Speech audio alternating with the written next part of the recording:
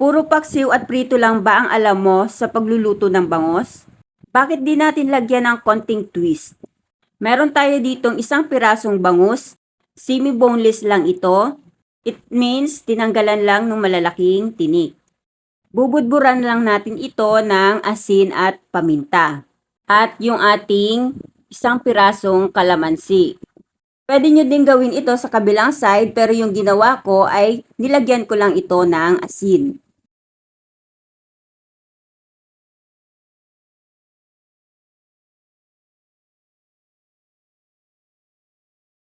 Then pagkatapos natin itong gawin ay i-coat natin ito ng cornstarch.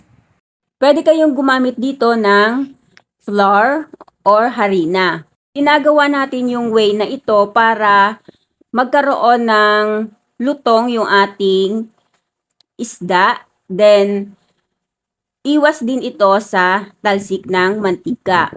Then, pag nalagyan na natin ito side by side, ay pwede na natin itong prituhin. Lutuin lang natin ito hanggang ito ay maging golden brown. At pag nakita nyo na golden brown na ito, ay pwede na natin itong baliktarin.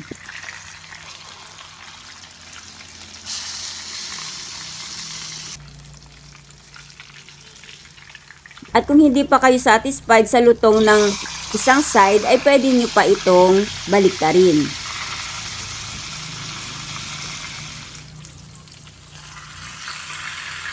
Then, pag okay na, tanggalin natin ito at palamigin muna natin, then iset aside. Meron tayo ditong 5 pirasong itlog na maalat. Bali yung kukunin lang natin dito ay yung yellow or red ng ating itlog na maalat. At kung narating mo na nga itong part ng video na ito, nahuhulaan mo na ba kung anong gagawin natin? I-comment nyo nga at sabihin sa akin kung ano ito.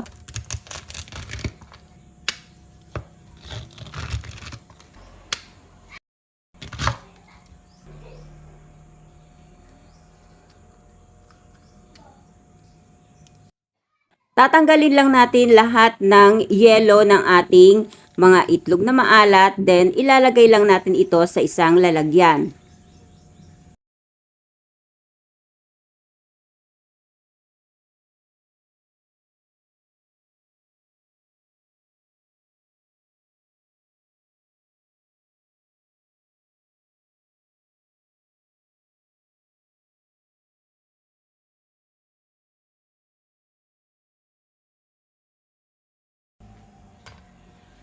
At pagkatapos ay dudurugin lang natin ito.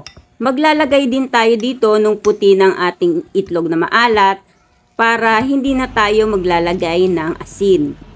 Dahil nga itlog na maalat ito, may tendency na aalat yung ating gagawin kung lahat ng itlog ay ating ilalagay.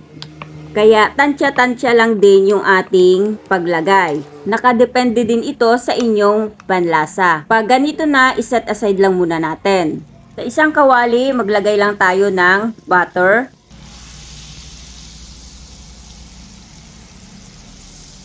Pag nagmelt na, saka natin ilalagay yung ating mga bawang.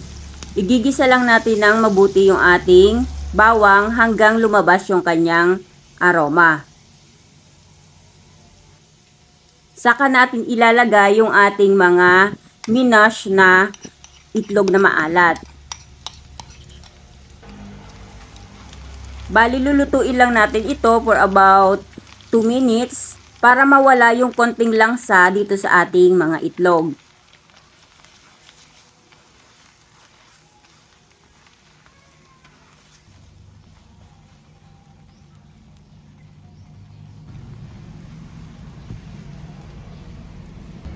Pag ganito na ang texture nito, pwede na nating ilagay yung ating spring onion. Pwede din kayo ditong mag-add ng siling labuyo para may konting sipa lang yung ating recipe.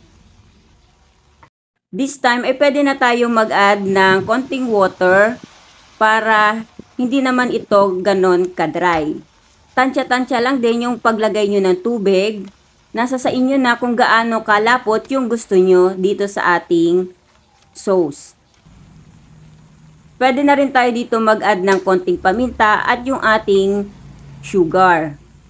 Bali nasa 1 teaspoon to 1 half tablespoon yung aking nailagay dito. Ang sabi ko nga kanina, nakadepende sa panlasa ninyo. Mag-add na rin tayo dito ng konting cheese. Ito'y optional lang din naman. Okay na ito, iset aside lang muna natin. Bali, dito natin ilalagay sa top ng isda yung ating ginawang sauce. Hindi mo aakalain na pwede din pala ito sa isda. I-try nyo to mga kananay at sigurado ako magugustuhan ito ng buong pamilya.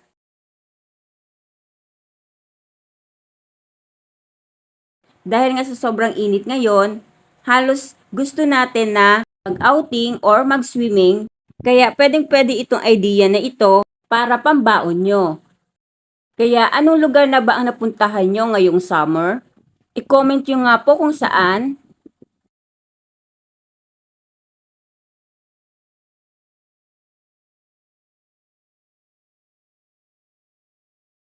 Please like and share. Thank you for watching. Bye-bye. God bless everyone.